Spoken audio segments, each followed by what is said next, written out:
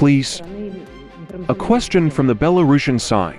The Ukrainian side threw out these agreements and stopped implementing them. Moreover, they announced that negotiations were being terminated. Who to negotiate with? Of course, we are aware that the legitimacy of the current head of the Ukrainian state has ended. Strategically, the Ukraine is much more valuable to the United States than Afghanistan was. I mean, that's what it's about, right? World domination. That's what it's looking like the United States of America wants to do. I mean, we're in a world of differences. People are not all the same everywhere. Every country has its own beliefs, morals, cultures, rights and wrongs, do's and don'ts. But if you disagree with the ideology of a country, it's not like you have an option just to not go there if you're an American citizen, that is. Because if you're an American and the United States government disagrees with another sovereign country's way of life, by proxy or by draft, you have to go and defend the government. Not the people or the United States, but the government. The system of government is what you're forced to defend and comply with. Let's be honest. Look around. How many people do you see that want to be in a war overseas? So if you're one to say Israel should destroy Palestine, but the Ukraine should destroy Russia, or if you say we need to stop helping Israel, but help Ukraine, or vice versa, or if you say we shouldn't be in any of the wars at all, it doesn't matter what you say. It matters what your government says. We all know that they have classified information that they can't tell us on specific matters, but that doesn't make it any easier to trust them, does it? It's basically meaning they hide stuff from you and expect you to go along with them, whether it's right or wrong, because you salute that flag. But what happens after that flag loses its meaning that it once held so close and dear to you? It's a fair question. What happens? It's lost its meaning. Do you move to another country that holds more of your values? Or do you stay and fight like those in the past did to control the sovereign soil of your country that you're in? One time or another, that soil that you're on held different values than it does now. I don't care whether you're in Australia, China, Africa, India, Russia, America, or wherever. Time changes everything. So do you change with the times, even if they're against your core values? Do you move? Or do you stay and fight? What say you? In all that I'm saying, history does matter. It's a rule book, a diagram for the future, a reflection of do's and don'ts. So your today is the history of the future. Will people be fighting your past decisions, which brought about negative consequences on the present that they're in? I say that we look deep and choose the path that the future can hold onto firmly as being the correct one. I pray that we learn to appreciate life. All life, near and far. It's precious. It was fearfully and wonderfully made. It's a blessing to be alive. And we need to do all we can do to bless what God has given us, the blessing of life. Keep it peaceful. So as Russia and Ukraine met in Minsk, Belarus, the middle ground that worked out the Minsk agreement to maintain peace, why did Joe Biden have it annulled? It was there.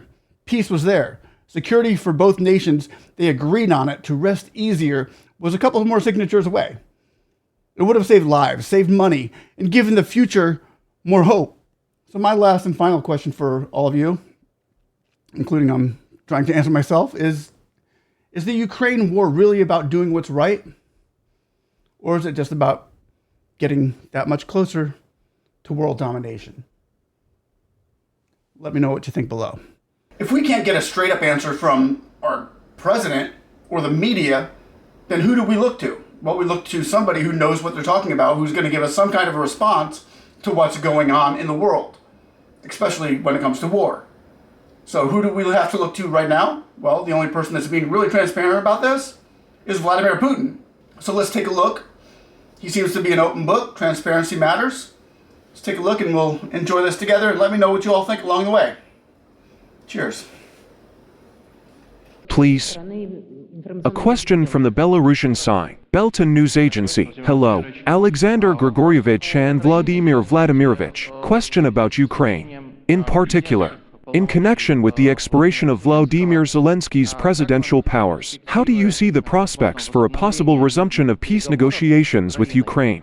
The main question here is with whom to conduct these negotiations, even if there is such a request from the Ukrainian side. And, accordingly, the second part of the question, do you now see any real forces in Ukraine, be it political circles or the military, that are really capable of soberly assessing the situation, making a compromise, and, most importantly, being able to negotiate? This is a question for me, right?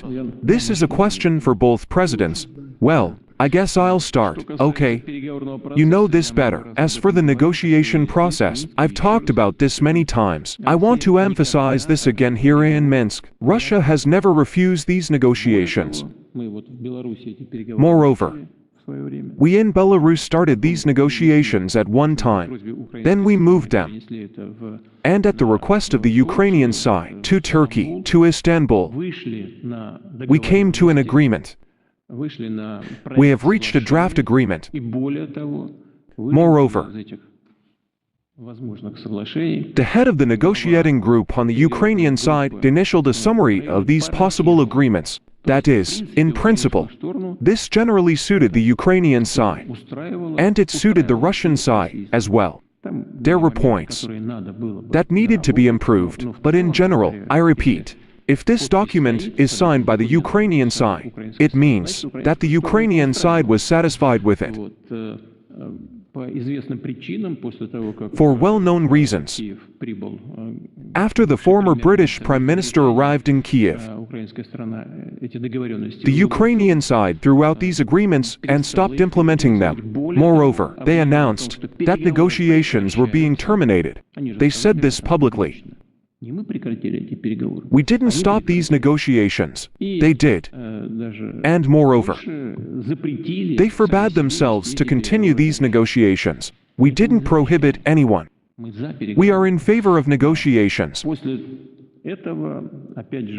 After this, again at the instigation and at the suggestion of their Western sponsors, the masters, a goal was set to achieve the strategic defeat of Russia and victory over Russia on the battlefield. We see now that conversations have resumed again, that they need to return to negotiations. Well, let them come back.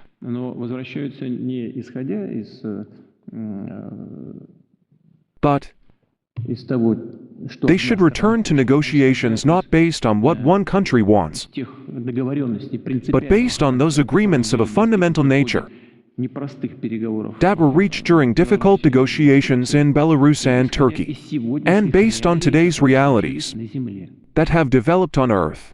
We are ready for this. Who to negotiate with? Of course, this is not an idle question. I agree with you. Of course, we are aware that the legitimacy of the current head of the Ukrainian state has ended.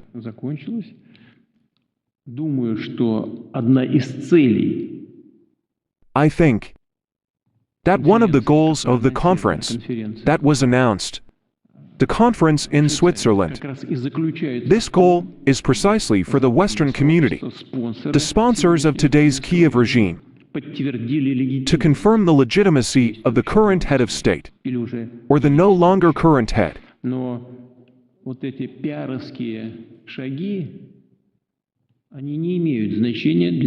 these PR moves have no effect on legal documents. Of course, if it comes to this, and I proceed from the fact that peace negotiations must be resumed, and not with the help of ultimatums, but with the help of common sense, and they must be based on common sense. But if it comes to this, of course, we need to understand who we need and can deal with in order to reach the signing of legally binding documents. And then we must be completely sure that we are dealing with legitimate authorities.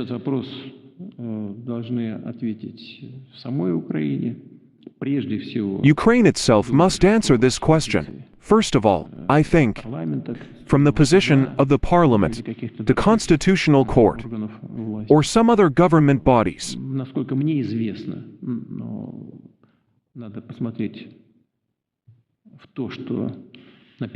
As far as I know, we need to look at what is written in the Constitution of Ukraine, which government bodies have the right to be extended under the Constitution of Ukraine without elections, without election procedures, and which government bodies cannot count on these rights. может быть сделано на основе.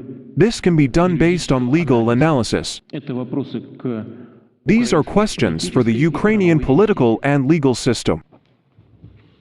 Абсолютно согласен с I absolutely agree with what Vladimir Vladimirovich just said. что касается истечения Regarding the expiration of the powers of Vladimir Zelensky, юридической there is no legal purity here and cannot be, потому что там because there is deep democracy there. You understand that everything is strangled there. They often reproach me or us that we are dictators, and they add someone else to this. This is such a democracy. Neither the Constitutional Court nor other courts can say anything. Therefore, the legal purity that Vladimir Vladimirovich spoke about is not there and cannot be in this situation. Regarding war and peace, these are the main questions that Vladimir Vladimirovich also pointed out. What does it matter? All the same, neither the current president nor the future one, I think, will solve these big issues that face the state of Ukraine, the people of Ukraine. These presidents will not address these issues. Do you know who will decide this? Much has already been decided overseas, and what has not yet been decided, they will decide later. The president of Russia has just provided evidence of this. It is not clear who arrived when. It is not clear who. He ordered. They crossed out those agreements that were not easy to come by and that were put on paper and initialed. This was the result. Therefore, in general, I deeply analyzed for myself these problems with the powers of Vladimir Zelensky, and now I realized that it was all useless. As for the real power in Ukraine, well, you know Ukraine well. You know Ukrainian society, both before the special military operation and now. There are many different forces there, and everyone fancies himself a hero. There are forces whose position we support in principle, and those we do not support. Therefore, again, there is democracy there today, both among the military and among civilians. There are enough people who want to lead the country and lead it in a new way to war, or against war. Thanks for watching. Love you all. One love.